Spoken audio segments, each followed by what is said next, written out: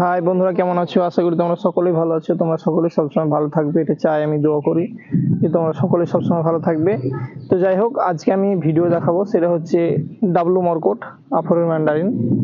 এর আগে আমি এর আপডেট দিয়েছিলাম, ফের আবার এখন আপডেট দিয়েছি ঠিক কিছুদিন পর। আমি দেখাচ্ছি এখানে, যদিও এই যে দেখতে থাকবে যে কি সুন্দর সাইজের এই কমলাগুলো ধরেছে, চ্যাপটা চ্যাপটা হয়েছে।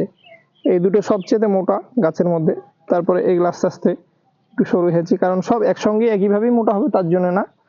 আর এটা তো মানে পাকলে মিষ্টি হয়, সব কিছু হয়। তো আমার এখানে এখনো খাওয়া হয়নি, দেখবো।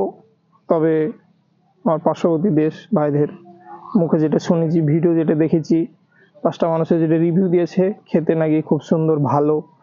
আর এটা মানে বীজবিহীন বা দুটো একটা বীজ থাকে, কিন্তু খুব সুন্দর মিষ্টি, আর এবং কি কালারও হয়।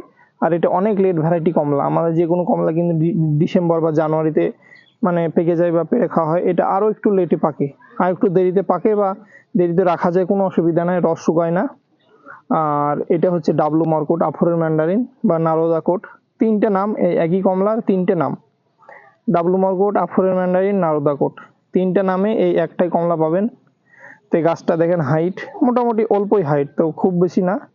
এই যে এখান থেকে যদি আপনি গাছটা ধরেন, 1 ফুট, 2 ফুট, 3 ফুট, মোটামুটি 3.5 ফুটের মধ্যে গাছটা কমপ্লিট। এখান থেকে কিন্তু 3 ফুট, 3.5 ফুট গাছটা। তাই মানে ছোট গাছের মধ্যে মোটামুটি এখানে 12টা ফলন এসছে, 12টা কমলা হয়েছে। এই বছর প্রথম আমার নার্সারিতে ফার্স্ট যে ডাবলু মর্কট আফরের ম্যান্ডারিন ধরেছে আমার নার্সারিতে, আমি দেখাচ্ছি। আর পাকার টাইমে তো আপডেট দিব। আর এর চারা আমার কাছে কিছুদিন বাদে রেডি হয়ে যাবে। আর আমার কাছে মাদার গাছ মাঠে প্রচুর আছে, সেই মাদার গাছগুলো আমি পরে ভিডিওতে আপনাদেরকে দেখাবো। এই যে আমি কমলাগুলো দেখাচ্ছি এখন, এখানে মোটামুটি 4টে আছে কমলাগুলো দেখাচ্ছি, বন্ধুরা দেখবে। এখানে 4টে আছে একই ডালে, তারপরে এখানে 2টো, মানে মোট 6টা আছে একই জায়গায়। তারপরে এইখানে আরো 4টে, এই জায়গাটা নিয়ে 4টে, এখানে একটা আছে, এখানে একটা আছে, মানে মোট 12টা কমলা আছে। 12টা কমলাই খুব সুন্দর দেখতে, এখন ভালো লাগছে, কালো কুচকুচে। এরপরে আস্তে আস্তে মানে কমলা বর্ণ বা হলুদ বর্ণ হয়ে আসবে, এক কথায় কমলা কালার হবে। কমলা মানে কমলা কালার হয়ে আসে, সুন্দর লাগে দেখতে। আর মানে গাটা একদম আপনারা দেখলে বুঝতে পারবেন, অন্যান্য কমলা থেকে কিন্তু একদমই খুব তেলতেলে, একদম মানে খুব সুন্দর স্মুথ ভাব একটা গোটা। এই যে কমলাটা দেখলে বোঝা যাচ্ছে স্মুথ ভাব, আর একটু চ্যাপটা টাইপের হয়। অন্যান্য কমলা গোল হয় বা ছুচলা টাইপের হয়, মেলা রকম মেলা কমলা।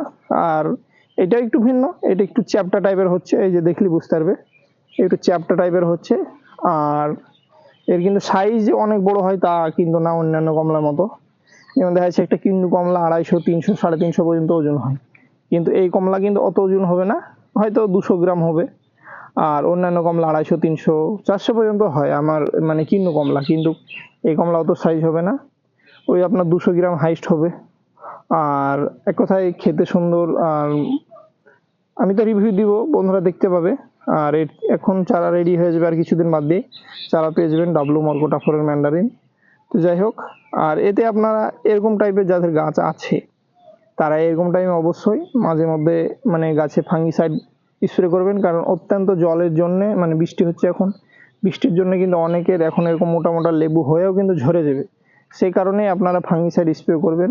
আর আপনারা যদি মাটিতে, যাদের তো আছে কিছু করার নাই, যাদের টবে আছে, টবের গাছকে যদি একটু জল থেকে বাঁচাতে চান, এই গোড়াটাকে কিছু দিয়ে তিরপল টিরপল দিয়ে ঢেকে দিবেন। যখন জল হবে তখন এই গোড়াটাকে নিয়ে এখান থেকে গাছের গোড়া থেকে সেট করে নিলে তিরপল দিয়ে ঢেকে দিবেন, তাহলে সাইড দিয়ে জলটা পড়ে যাবে, গোড়াতে অতিরিক্ত জলটা পড়বে না। আর অতিরিক্ত এখন যদি জল পড়ে, মানে মোটা লেবু হয়েও কিন্তু ঝরে যাবে জলের কারণে।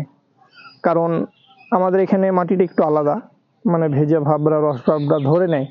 আর বাইরের মাটি ওখানে হচ্ছে ধুলাবালি কাঁকড় টাইপের মাটি, জলটা সঙ্গে সঙ্গে শোষণ করে নেয় বা বেরিয়ে যায়। আর আমাদের এই মাটিতে আপনি যদি জল মানে বৃষ্টির জলটা এক কথায় যদি আটকাতে পারেন, তাহলে কিন্তু লেবু ঝরবে না। আর এরকম টাইমে দেখবেন যে অনেকজনের লেবু ঝরছে বা আমাকে ফোন করে বলে যে দাদা এই টাইমে ঝরছে লেবু, কারণটা কি?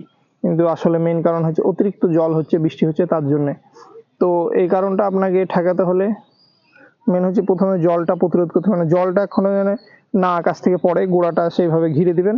আর হচ্ছে কি লেবুতে মাঝে মধ্যে ফাঙ্গিসাইডটা স্প্রে করে দেবেন, অ্যান্টাকল বা সাপ বা ব্লাইটক্স কপার, এগুলো সপ্তাহে 1 দিন করে স্প্রে করে দেবেন। আর মাঝে মধ্যে একটু করে বোরন স্প্রে করবেন। আর গোড়ায় দিবেন খোল পচা, একটু হাড় গুঁড়ো দিবেন, এইসব দিলেই হবে। বা ভাতের মাড় বা ফ্যান পচা বলে যেটা, ওইটা হচ্ছে 2-3 দিন পর পচিয়ে দিবেন। অতিরিক্ত গাছের মানে খুব সুন্দর কাজ হয়। আর রাসায়নিক সার আপনারা যত পারবেন কমে দিবেন, হয়তো মাসে বা 2-3 মাস পর হয়তো 2-1 চামচ ডিএপি পটাশ দিলেন, এইভাবে দিবেন, বা 10-26 দিলেন, এরকম দিবেন, তাইলেই হবে। আর ভিটামিনের মধ্যে দু একটা ভিটামিনের নাম বলবো আমি নেক্সট ভিডিওতে, আমি দিচ্ছি এখন গাছে, কারণ ওটার আমি নামটা ভুলে আছি। আমি ভিটামিনের নামটা অবশ্যই আপনাদেরকে বলে দেবো, ওই ভিটামিনটা স্প্রে করবে, অবশ্যই আপনাদের খুব সুন্দর কাজ হবে। ভিটামিনটা দিলে ফলের মানে গ্লেজ আলাদা হয়, যেটা হয় ফলটা তাড়াতাড়ি মোটা হবে, সুন্দর হবে, এক কথায় ফল একদম ফাটবে না, সব দিক বজায় রাখবে। তো যাই হোক, আমি নেক্সট ভিডিওতে আবার আসছি বন্ধুরা।